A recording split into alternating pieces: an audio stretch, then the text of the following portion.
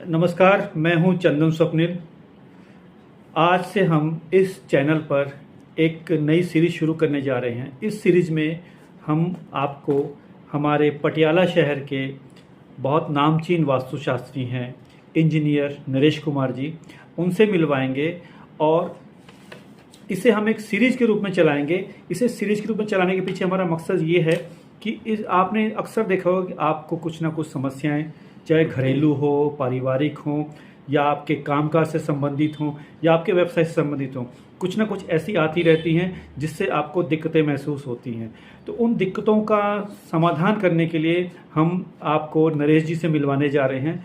उसके पीछे वजह यह है कि बाजार में बहुत सारे ऐसे वास्तुशास्त्री हैं जो खुद को वास्तुशास्त्री कहते हैं, लेकिन असल में उनके पास वास्तु का ज्ञान बिल्कुल शून्य है और वो आपके कीमती पैसे में सेंध लगा रहे हैं और आपको सिर्फ ठग रहे हैं। नतीजा आपकी समस्या का समाधान नहीं हो रहा, उल्टा आपके दुखों का इजाफा हो रहा है। तो आइए बात करते हैं। नरेश जी, सोशल मीडिया पर आपका स्वागत है। फाइनली आप भी इस मैदान में आ गए हैं। मैं इंजीनियर नरेश कुमार इस वास्तुशास्त्र साइंस पे लंबा सफ़र तय किया मैंने। इस पे आज तकरीबन 33 साल हो गए मेरे को इसमें काम करते। एक रिसर्च स्कॉलर की हैसियत से मैं इसमें काम करता हूँ। लेकिन आज क्या है कि काफ़ी देर से सोशल मीडिया पर बहुत लोग इस पे एक्टिव हो गए हैं कि वास्तु अपनी ही विचारधारा से करने लग गए हैं, जिसमें कोई लॉजिक नहीं है। ये एक बहुत और लोगों को भ्रमित कर रहे हैं। ये एक बहुत ही साइंटिफिक साइंस है जिसके कुछ अद्भुत रिजल्ट देखने को मिलते हैं। इसका जो पूरा नाम है वो है वास्तु शिल्प कला शास्त्र। इसमें से शिल्प कला काट दी, ये अधूरा हो गया है, क्योंकि ये चीज़ ही शिल्प कला के साथ जुड़ी है। फैक्ट्री बने, घर बने, कुछ भी बने, कहने का मतलब कंस्ट्रक्शन से जुड़ी हुई है। कंस्ट्रक्शन से जुड़ी हुई है जी। और इसका जो थीम है जी। वो है नेचुरल बैलेंस ऑफ एनवायरनमेंट। कुदरत के 5 तत्वों को बैलेंस करना, उनको बिना कोई नुकसान पहुँचाए हम अपनी ज़िंदगी का निर्वाह करें, यही वास्तु का थीम है। जी। आज मार्केट में बहुत किताबें मिल रही हैं। इसके बारे में मैं ये कहूँगा कि जो अच्छी किताबें हैं वो मार्केट में नहीं मिल रही। जैसे 500 का नोट है, 200 का नोट है, 100 का नोट है, एक 20 का नोट है। अगर आप बच्चे को छोड़ते हो, 20 का नोट नया बाज़ार में आया है तो वही उठाएगा, वो 20 का ही नोट उठाएगा। उसमें उसकी कीमत ही कम है, उसको मालूम नहीं है ये। तो हम इन सब चीज़ों को भ्रमित में से बाहर निकालना चाहते हैं लोगों को, और हमारी टीम तकरीबन हफ्ते में 2 बार वास्तु के संबंधित वीडियो डालेंगे। आप अपनी प्रॉब्लम्स, दूसरे क्या है, आप अपनी बीमारी के बारे में बताएं तो उसको हम भगवान की कृपा से हल करने की कोशिश करेंगे। इसका जो बेस है, आधार है, वो सोलर सिस्टम पे टिका है कि आपके घर में विटामिन्स ए कहाँ है, बी कहाँ है, सी कहाँ है। इस चीज़ के लिए बिब्योर को जानना बहुत आवश्यकता पड़ती है, क्योंकि आपके घर में कौन सी रेज आ रही हैं।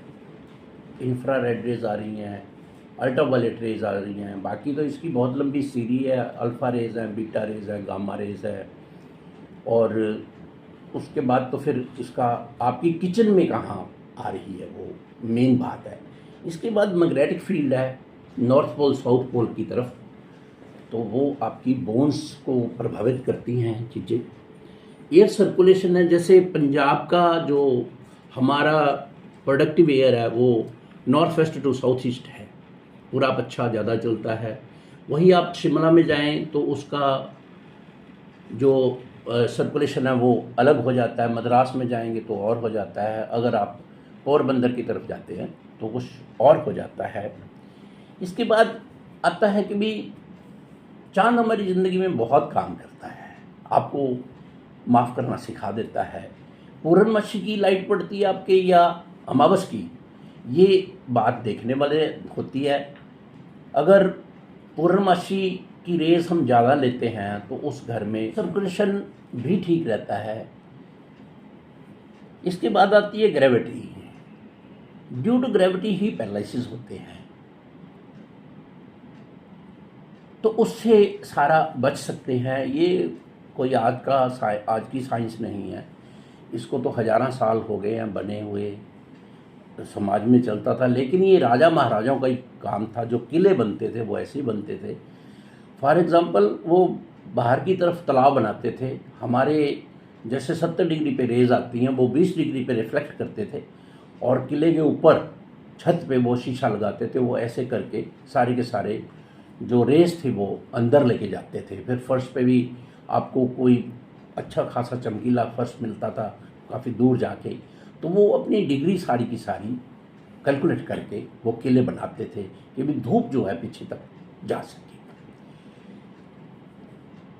इसके बाद बात करते हैं कि भी आज के टिप्स के बारे में।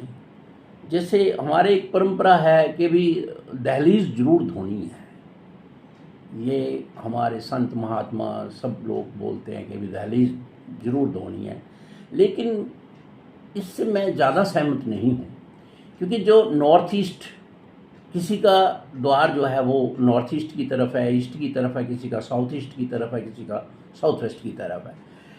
इसमें अगर नॉर्थ ईस्ट की तरफ आपका घर है तो उसमें तो बहुत अच्छा है। वास्तु तकरीबन ईस्ट फेस में ही लिखा गया है। अगर वो दहलीज धोएगा तो उसको बेनिफिट्स मिलेंगे। नॉर्थ की दहलीज है वो भी अच्छी है, ईस्ट की है, नॉर्थ ईस्ट की है, ये तो अच्छी है। अगर साउथ ईस्ट वाली दहलीज पे आप पानी डालोगे तो आपको प्रॉब्लम आएगी। जैसे साउथ वेस्ट की तरफ है या साउथ की तरफ है, उसमें ज़्यादा दिक्कत आती है। सबसे ज़्यादा दिक्कत आती है जो नॉर्थ वेस्ट की दहलीज होती है, कई बार उसमें विधवा का योग भी बन जाता है। इसलिए अगर ना ही धोएं तो अच्छा है, पोचा वगैरह लगा सकते हो या उसकी सफाई वैसे करवा सकते हो। जिन लोगों की दहलीज, मैं दोबारा कहूँगा, नॉर्थ की है, ईस्ट की है, नॉर्थ ईस्ट की है, वही पानी गिराएं, वरना वो मुश्किल कर देगा। क्या दहलीज धोने का कोई टाइम भी है? दहलीज तकरीबन सुबह 6 बजे से पहले धो सकते हैं आप जी। और पृथ्वी माता को नमस्कार कर सकते हैं, क्योंकि पृथ्वी माता की गोद में ही सारा कुछ होता है। सबसे सुप्रीम जो है वो हमारी पृथ्वी माता ही है 5 तत्वों में से। इसी के साथ धन्यवाद।